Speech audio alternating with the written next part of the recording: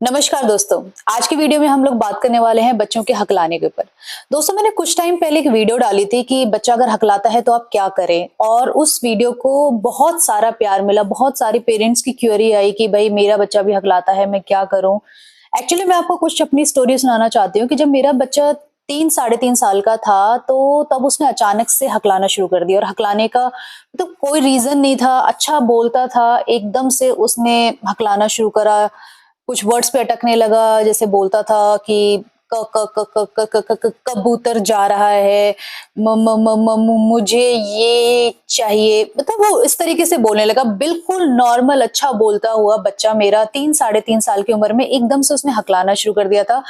और as a parents, as a mother, मैं obviously बहुत ज़्यादा घबरा गई थी, बहुत ज़्यादा टेंशन में आ गई थी। मैंने फटाफट से यूट्यूब पे वीडियो सर्च करनी शुरू करी, लेकिन कोई वीडियो मुझे ढंग की नहीं मिली, क्योंकि हर वीडियो में यही बोला जाता था कि इट्स नॉर्मल, बच्चे हकलाते हैं, टेंशन मत लीजिए, ये एक प्रोसेस होती है उनके लर्निंग की। ओके, मैंने सोचा चलो कुछ टाइम बाद ये शायद अपने आप ठीक हो जाएगा, अपने आप रिकवर हो जाएगा, लेकिन वो चीज जो है वो वर्स होती गई, वो ठीक नहीं हुई। उसका हकलाना दिन पे दिन बढ़ता चला गया। फिर मैंने कुछ टाइम बाद डॉक्टर से कंसर्न किया, सो डॉक्टर ने भी मुझे यही कहा कि 5 साल तक जब बच्चा डेवलप होता है तो बच्चा जो है वो हकलाता है, इट्स वेरी कॉमन, इसमें आप टेंशन मत लीजिए। सो मैंने 3 4 महीने ऐसे ही निकाल दिए कि डॉक्टर से कंसर्न कर करके, बट उसकी हकलाने में कोई फर्क नहीं दिखा मुझे। देन मेरी मम्मी को एक आयुर्वेदिक बुक मिली हमारे घर में, और उसमें से उन्होंने एक उपाय निकाला कि 7 बादाम, 7 काली मिर्च और 7 धागे वाली मिश्री पीस कर पेस्ट बनाकर देना था, जिसकी मैंने सेपरेट वीडियो डाली और जिस पर आप लोगों ने बहुत ज्यादा प्यार दिया है।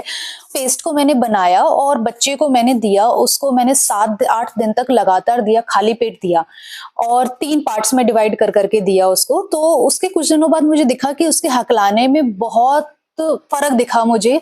मैं ये नहीं कहूंगी कि बिल्कुल सही हो गया, बट बहुत सही हो गया था, और मैं एकदम निश्चिंत हो गई थी। और मैंने तभी सोचा कि क्यों ना मैं इसकी वीडियो डालकर बना देती हूँ, क्या पता किसी ना किसी पेरेंट को जरूरत पड़ जाए, किसी और बच्चे के साथ हो जाए, क्योंकि मुझे ऐसा लग रहा था कि वो सिर्फ मेरे बच्चे के साथ हुआ है और किसी के साथ नहीं हुआ है।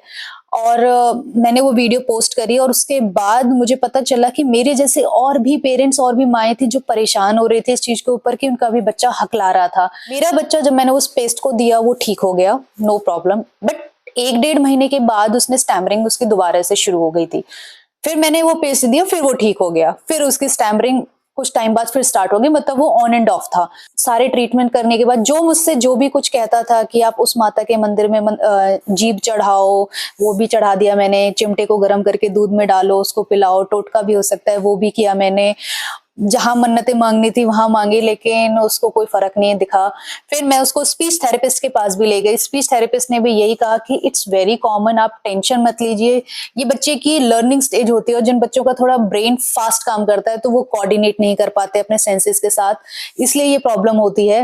बट स्कूल जाने का टाइम था उसका, और मेरी टेंशन बढ़ती जा रही थी कि नहीं, ऐसे तो अगर ये स्कूल जाएगा, तो आपको पता है कि स्कूल में बच्चे भी कितना परेशान करते हैं फिर, जो बच्चे स्टैमरिंग करते हैं।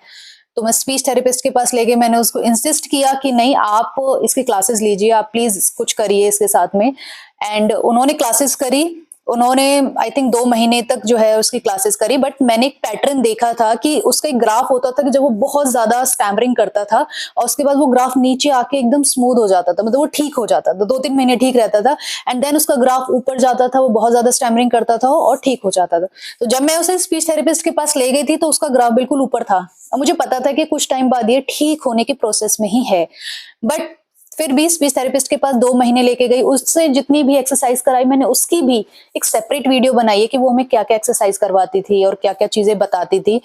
मैंने क्लासेस बंद करवा दी थी, लेकिन उसके बाद मैं उसको वही चीज कंटिन्यू कराती थी जो मुझे उन टीचर ने बताई। तो वही चीजें मैं आपको बता रही हूँ। उस वीडियो के बाद बहुत सारे लोगों ने जब मुझे कमेंट किया, तो मैं पहले सबसे पहला मेथड उन्हें बताती हूँ कि आप वो 7 बादाम और 7 काली मिर्च वाला मेथड करके देखिए। पहले वो मेथड करिए। बहुत पेरेंट्स के मैसेज मुझे बाद में रिसीव होते हैं, हमारा बच्चा जो है वो ठीक हो गया उस मेथड के बाद में, वेल एंड गुड। लेकिन कुछ parents, I am very honest, मैं आपसे कोई झूठ नहीं बोल रही, मैं आपको बिल्कुल ऑनेस्टी से बता रही हूँ। कुछ पेरेंट्स बोलते भी हैं कि उस मेथड से सही नहीं हुआ है मैम, तो हम क्या करें। तो मैं उनको फिर वही बताती हूँ, दूसरा मेथड की, फिर आप वो स्टैमरिंग वाली एक्सरसाइजेस करवाइए, और कुछ चीजों का ध्यान रखिए। पहला, आप बच्चे को बाहर की एक्टिविटीज में इन्वॉल्व करिए। टीवी और मोबाइल से कम हो सके, कम से कम हो सके उसे टाइम दीजिए। दूसरा, बच्चे के साथ धीरे बात करिए। जैसे आप कुछ भी बात बोल रहे हैं, आप क्या कर रहे हैं। सेम यही चीज बच्चे को भी बोले। बच्चे क्या करते हैं, जल्दी जल्दी बोलने की कोशिश करते हैं, मम्मा मैं ये कर रहा हूँ, मम्मा ये कर रहा हूँ, और उसके चक्कर में अगर वो स्टैमरिंग कर रहे हैं तो वो नहीं बोल पाते हैं और उससे उनका कॉन्फिडेंस बहुत ज्यादा डाउन हो जाता है। तो आप उनसे धीरे बात करिए और उनसे भी बोलिए कि वो भी जो है आपको धीरे से ही जवाब दे। धीरे धीरे की ये जो प्रैक्टिस है ना, ये मेरे बच्चे के लिए बहुत ही ज्यादा बेनिफिशियल रही थी। उसने बहुत ज्यादा इंप्रूव किया था धीरे धीरे। हम उससे धीरे बात करते थे, वो भी हमसे धीरे बात करता था। तीसरी बात आपको याद रखनी है कि बच्चे को डांटना नहीं है अगर वो स्टैमरिंग करना स्टार्ट कर देता है। मतलब ये गलती मेरे से भी हुई थी, मैं उसको डांटती थी कि ये कैसे बोल रहे हो तुम, अच्छे से बोलो, कैसे बात कर रहे हो तुम। तो वो बोलता था मम्मा मुझसे बोला ही नहीं जा रहा है, मैं क्या करूं।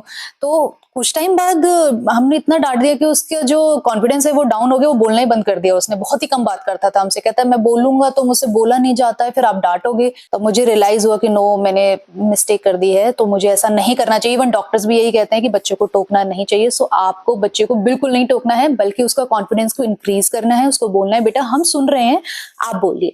आप धीरे बात करिए और उनसे धीरे से ही बात करवाइए। आपके कॉन्फिडेंस से ही आपका बच्चा ठीक होगा। चौथी बात आप याद रखिए कि स्टैमरिंग अगर आपके बच्चे ने 2 साल 3 साल 4 साल में शुरू करी है तो इट्स नॉट परमानेंट। आपका बच्चा ठीक होकर रहेगा। मैं इस ट्रॉमा से 1.5 साल गुजरी हूँ और मुझे पता है कि कैसा लगता है पेरेंट्स को, खासकर मदर को, कि जब बच्चा स्टैमर करता है, ढंग से बोल नहीं पाता। तो मैं आपको ये अश्योरेंस देना चाहती हूँ कि आपका बच्चा बिल्कुल ठीक हो जाएगा। आप बिल्कुल चिंता मत करिए, क्योंकि ये प्रोसेस होती है। जैसे ही बच्चा 5 इयर्स या 6 इयर्स की एज को क्रॉस करेगा वो अपने आप ठीक हो जाएगा। मतलब मेरे बेटे को 3.5 इयर्स में ये हुआ था एंड 5 इयर्स तक आते आते वो ठीक हो गया था। आई थिंक, मुझे लगता है कि शायद वो थोड़ा अपने आप ही ठीक हो गया था। धीरे धीरे करके उसकी स्टैमरिंग खत्म होती चली गई थी। और पांचवी बात, आप बिल्कुल ये याद रखिए कि ट्रीटमेंट जो फर्स्ट जो मैंने आपको बताया काली मिश्री वाला, वो आप करके देखिए। डेफिनेटली उससे फायदा जरूर होता, लेकिन टू बी वेरी ऑनेस्ट कुछ लोग बोलते हैं कि हमें फायदा नहीं हुआ है। सो आप वो चीज जो है स्टैमरिंग वाली एक्सरसाइज करिए, और जो ये मैं सारे मेथड्स बता रही हूँ आप उसको भी प्लीज ट्राई करिए। इन सारे मेथड से ही आपका बच्चा बिल्कुल ठीक हो जाएगा। बिल्कुल भी घबराने की, टेंशन लेने की जरूरत नहीं है, ना किसी डॉक्टर के चक्कर लगाने की जरूरत है। बहुत सारे पेरेंट्स कहते हैं हम तो स्पीच थेरेपिस्ट के पास ले जाते हैं, हम तो क्लासेस करवा रहे हैं, ये करवा रहे हैं। आप करवाइए, क्योंकि एज अ पेरेंट कंसर्न होता है बच्चे के लिए। लेकिन मैं जो आपको अपने एक्सपीरियंस से बता रही हूँ वो ये बता रही हूँ, 1.5 साल एक्सपीरियंस करने के बाद मैं बता रही हूँ, आपका बच्चा बिल्कुल ठीक हो जाएगा। आप थोड़ा सा काम रहिए, पेशेंस के साथ रहिए, बच्चे के संग आप कॉन्फिडेंट रहिए, उसे कॉन्फिडेंट रखिए, धीरे धीरे बात करिए, स्क्रीन टाइम कम करिए, बाहर की एक्टिविटीज में उसको ज्यादा इन्वॉल्व करो। क्योंकि मैं भी अपने बच्चे के साथ यही देखती थी, जब वो बाहर की चीजों में इन्वॉल्व होता था, बाहर हम उसे खिलाने ले जाते थे, घुमाने ले जाते थे, उसकी स्टैमरिंग एकदम सही हो जाती थी। ये कुछ नहीं है, स्टैमरिंग एक लर्निंग प्रोसेस का ही पार्ट है। इसमें आप बिल्कुल मत घबराइए। अगर ये बाय बर्थ होती तब आपको घबराने की जरूरत थी, बट अगर ये बीच में शुरू हुई है तो ये एकदम से क्योरेबल है, ये बिल्कुल ठीक हो जाएगी। आपका अगर कोई भी डाउट हो बच्चे की स्टैमरिंग से लेके, प्लीज मुझे कमेंट सेक्शन में जरूर बताइए। मैं एक एक कमेंट्स के आपको रिप्लाई करूंगी, पूरी पूरी कोशिश करूंगी। बहुत सारे पेरेंट्स से मैं फोन पे भी बात करती हूँ, तो मैं आपको अपना कॉन्टेक्ट नंबर भी दूंगी, आप मुझसे 1 to 1 आप मुझसे बात कर सकते हैं। और कोई भी दिक्कत हो कमेंट करिए, मैं आपके साथ हूँ। आपके बच्चे की स्टैमरिंग जब तक ठीक नहीं हो जाएगी। सो आपको अगर ये वीडियो हेल्पफुल लगी हो तो एक लाइक दे देना, चैनल को सब्सक्राइब करना ना भूलना। बस मैं आपसे बस यही चाहती हूँ। बाकी आप कमेंट करिए अपनी प्रॉब्लम, मैं आपको रिप्लाई करने की पूरी पूरी कोशिश करूंगी। Thank you.